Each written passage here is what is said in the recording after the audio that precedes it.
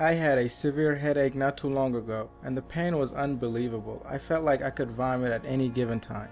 Luckily, I wasn't too far away from the hospital, and they gave me prescription medicine. After I took it, the pain was slowly winding down, and I started feeling better in no time. But what if I had this headache in 18th century England? I would probably go to, believe it or not, a barber. He would cut a vein from my arm and drain ounces of blood until I fainted. And this really would happen. Why in the world would I let some weird barber drain my blood? Because in 18th century England, we believed bloodletting clears the mind, strengthens the memory, and brings long life. You were stupid if you didn't resort to bloodletting for a severe headache.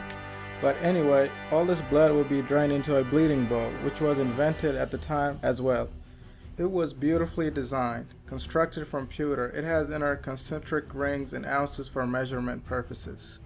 I chose it because the name was frightening. I never heard of such an instrument, which only enhanced my intrigue.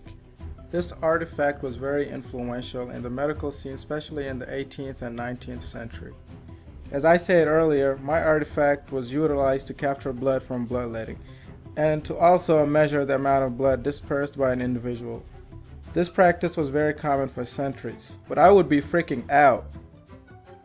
Physicians believed bloodletting was essential and the remedy to every sickness in the book because it was based on the Galenic idea coined after Aelius Galenus, who was a prominent Greek philosopher and surgeon in the Roman Empire.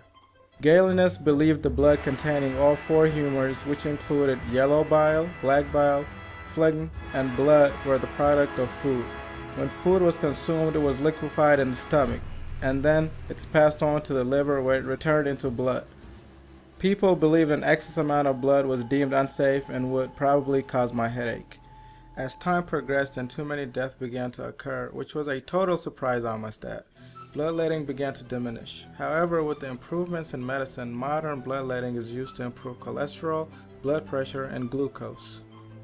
I also found an intriguing fact I never imagined coming across, and the bleeding bowl made it possible.